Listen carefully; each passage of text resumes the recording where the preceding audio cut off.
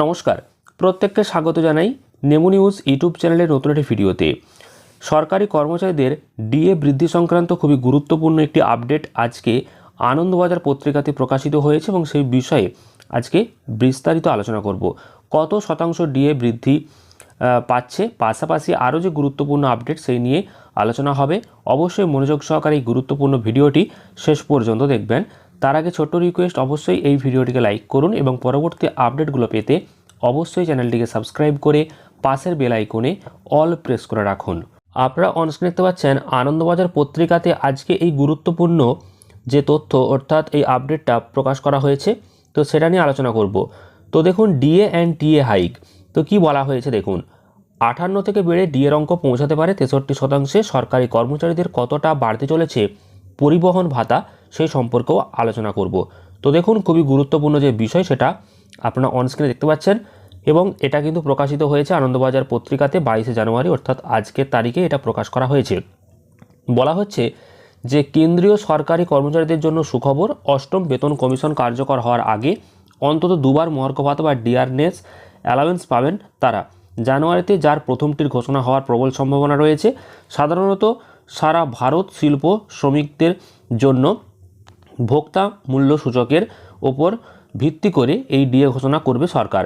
তাই 2025 সালের ডিসেম্বরে ওই সূচকের দিকে তাকিয়ে আছেন কেন্দ্রীয় সরকারি কর্মচারী এবং পেনশনভোগীরা। পাশাপাশি আরও বলা হচ্ছে, গত বছরের জুলাইয়ে মহার্ঘ ভাতার অঙ্ক 55 থেকে 58% করেছিল কেন্দ্র।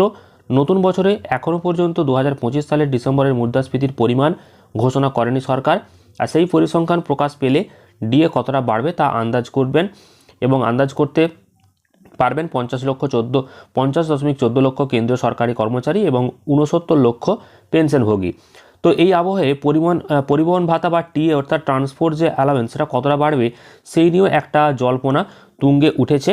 তো মহার্ঘ ভাতার সঙ্গে পরিবহন ভাতারও কিন্তু সরাসরি যোগাযোগ রয়েছে এবং কর্মচারীদের ডিএর এবং টিএসকে সংযুক্ত করে থাকে সরকার। অন্যদিকে মহার্ঘ ভাতা বাড়লে বাড়ি ভাড়া ভাতা বা HRA এর মতো অন্যান্য ভাতাগুলোরও কোনো পরিবর্তন হয় না। তো কেবলমাত্র মূল বেতন বেসিক পে ঠিক করার সময় এগুলো নির্ধারণ করে কেন্দ্র সরকার।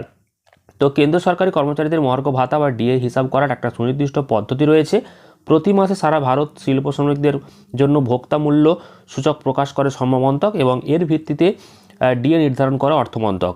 আর 2025 সালের নভেম্বরে AICPI IW ছিল 148.2। তো বিশেষজ্ঞদের দাবি, ডিসেম্বরেও এই অঙ্ক অপরিবর্তিত থাকলে কেন্দ্রীয় কর্মচারীদের 5% ডিএ বাড়বে। সেক্ষেত্রে 58 থেকে ডিএ দাঁড়িয়ে হবে 63%। তো বর্তমানে সপ্তম বেতন কমিশনের মেনে কিন্তু মাস মাইনে পাচ্ছে কেন্দ্রীয় সরকারি কর্মচারী এবং সেখানে শহরভেদে আলাদা আলাদা পরিবহন ভাতা বা টিএ রয়েছে। তো যাই হোক, এই বিষয়ে আপডেট যেটা ছিল আপনাদের সাথে শেয়ার করলাম। তবে পশ্চিমবঙ্গের কর্মচারীদের কবে ডিএ বৃদ্ধি হবে এবং ডিএর যে কেস, সেই কেস কবে মিটবে, তো সেই বিষয়ে অনেকে চিন্তা করছেন। তো সেই নিয়েও আপডেট আসবে পরবর্তীতে। তো তার জন্য অবশ্যই আপনারা চ্যানেলটিকে সাবস্ক্রাইব করবেন। এছাড়াও ভিডিওটি প্রচুর পরিমাণ শেয়ার করবেন আর ভালো লাগলে অবশ্যই ভিডিওটি লাইক এবং অবশ্যই বন্ধুদের মাঝে শেয়ার করে চ্যানেলটিকে সাবস্ক্রাইব করবেন। ধন্যবাদ।